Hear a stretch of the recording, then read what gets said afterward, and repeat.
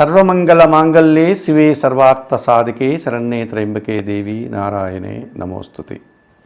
Times now వార్తలు channel ప్రేక్షకులందరికీ కూడా నూతన ఉగాది పండుగ శుభాకాంక్షలు తెలియజేస్తూ ఇప్పుడు వస్తున్నటువంటి శ్రీ విశ్వావసు నామ తెలుగు సంవత్సరంలో 12 రాసుల వారికి వార్షిక ఫలితాలు అనగా సంవత్సర రాశి ఫలితాలు ఎలా ఉంటాయి?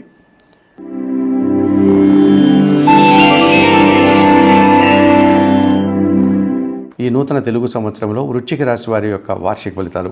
ఈ వృశ్చిక రాశి వారికి ఈ సంవత్సరం ఆదాయం 2, వ్యయం 14గా చెప్పడం జరిగింది. అలాగే రాజ్యపూజ్యం 5, అవమానం 2గా చెప్పడం జరిగింది. ఈ వృశ్చిక రాశి వారికి ఈ సంవత్సరము ద్వితీయ పంచమాధిపతి అయినటువంటి ఈ గురువు వీరికి 7వ భావంలో మే 14 వరకు సంచరిస్తున్నాడు. మీ మాటకు విలువ పెరుగుతుంది. కుటుంబంలో శుభకార్యాలు నిర్వర్తించుకోగలుగుతారు. స్థిరాస్తుల నుంచి ఆదాయం అందుకోగలుగుతారు. మీ ఆలోచనలు చాలా వరకు కార్యరూపం దాలుస్తుంది. సంతానం అభివృద్ధి పదంలో ముందుకు వెళ్ళేటువంటి వాతావరణం కనిపిస్తుంది. జన సంబంధాలు పెరుగుతాయి. సమాజంతో సత్సంబంధాలు పెరుగుతాయి. మీరు చేసేటువంటి సత్కార్యాలకు సమాజంలో మంచి గుర్తింపు, పేరు ప్రఖ్యాతులు తెచ్చుకోవడానికి అవకాశం కనిపిస్తుంది. అలాగే పంచములో ఉన్నటువంటి రాహువు మే 18 తర్వాత ఆయన 4వ భావంలోనికి రావడం వల్ల కుటుంబంలో ఒక నూతన ఉత్సాహం ఏర్పడుతుంది. కుటుంబపరమైనటువంటి నూతన వస్తువులు కొనుగోలు చేస్తారు. కుటుంబంలో ప్రజలందరూ కూడా, కుటుంబ సభ్యులంతా కూడా సంతోషంగా ఉండే వాతావరణం కనిపిస్తుంది. అలాగే లాభభావంలో సంచరించేటువంటి కేతువు ఈ సంవత్సరము మే 18 వరకు లాభభావములో, మే 18 తర్వాత 10వ భావంలో సంచరిస్తున్నాడు. ఈ వృశ్చిక రాశి వారికి కేతువు ఈ సంవత్సరం పూర్తిగా సహకారాన్ని అందిస్తున్నాడు. 10వ భావంలో కానీ లాభభావంలో కానీ ఆయన మంచి ఫలితాలని ఇచ్చేటువంటి అవకాశం ఉంటుంది. ఈ భగవంతుని ఆశీస్సులతో ఈ సంవత్సరం మీరు వృత్తి, ఉద్యోగ, వ్యాపారాల్లో నిరాడంబరంగా, ఏమాత్రము ఆడంబరాలకు పోకుండా, ఏమాత్రము అనవసరమైనటువంటి ఖర్చులు చేయకుండా ప్రశాంతంగా మీరు అభివృద్ధిని సాధిస్తారు. ఆదాయాన్ని అందుకుంటారు. మీకు మీదైనటువంటి ఒక శైలిలో మీకు ఒక గుర్తింపు, పేరు ప్రఖ్యాతులు రావడానికి అవకాశం కనిపిస్తుంది.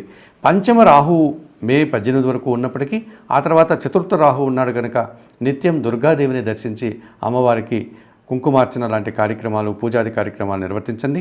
శ్రీ సూక్తము, శ్రీదేవి ఖడ్గమాల స్తోత్రం చదువుకోండి. కొన్ని మినుములను పక్షులకు ఆహారంగా ఇవ్వండి. ఈ రకంగా చేయడం వల్ల మంచి ఫలితాలు రావడానికి అవకాశం ఉంటుంది. మే 14 తర్వాత ద్వితీయ పంచమాధిపతి అయినటువంటి గురువు 7వ భావాన్ని వదిలిపెట్టి 8వ భావానికి వెళ్తున్నారు కనుక కొంతమంది జనాలతో మీకు మనస్పర్ధలు రావడానికి అవకాశం ఉంటుంది. ముఖ్యంగా జీవిత భాగస్వామితో అభిప్రాయ భేదాలు రావడానికి అవకాశం ఉంటుంది.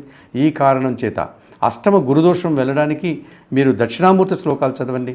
హయగ్రీవ స్వామి స్తోత్రాలు చదవండి. శనగలను గురువారం రోజు కానీ పౌర్ణమి రోజు కానీ నైవేద్యంగా తయారు చేసి స్వామివారికి సమర్పణ చేయండి.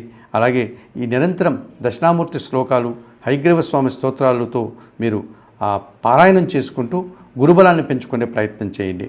వృశ్చిక రాశి వారు ఏమాత్రం అవకాశం ఉన్నా కనకపుష్యరాగం, ఎల్లో సఫైర్ని 3 నుంచి 4 క్యారెట్ల ఈ కనకపుష్యరాగాన్ని కుడి చేతి చూపుడు వేలుకు మీరు ధరించడం వల్ల మరింతగా గురుబలం పెరగడానికి కూడా అవకాశం కనిపిస్తుంది.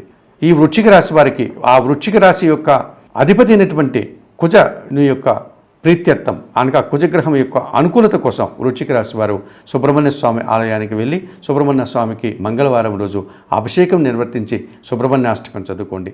అలాగే మీకు గురుబలం తగ్గుతుంది కనుక మే 14 తర్వాత మీరు పనిచేసేటువంటి వృత్తి, ఉద్యోగ, వ్యాపారాల్లో అధికారుల యొక్క అభినందనలు అందుకోవడానికి, అధికారుల యొక్క సహాయాన్ని పొందడానికి మీరు సూర్యాష్టకం చదువుకోండి. సూర్య భగవాన్ని యొక్క నమస్కారాలు చేసుకోండి. సూర్య నమస్కార ఆసనాలు చేసుకోండి. ఈ రకంగా ప్రతిరోజు ఉదయాన్నే నిద్రలేసి స్నానం ఆచరించి సూర్య భగవాన్ని సందర్శించి నమస్కరించుకోవడం వల్ల మీరు అధికారుల యొక్క సానుకూలతను కూడా పొందడానికి అవకాశం ఉంటుంది. మరి ఈ నూతన సంవత్సరంలో వృశ్చిక రాశి వారు చెప్పిన విషయాలను స్వీకరిస్తూ పరిహారాలు పాటిస్తూ ఆయురారోగ్యాలతో ఆర్థికాభివృద్ధిని పొందాలని మనస్ఫూర్తిగా కోరుకుంటూ సర్వే జనా సుఖినో భవంతు. నమస్కారం. మా వీడియో మీకు నచ్చినట్లయితే please like, share and subscribe.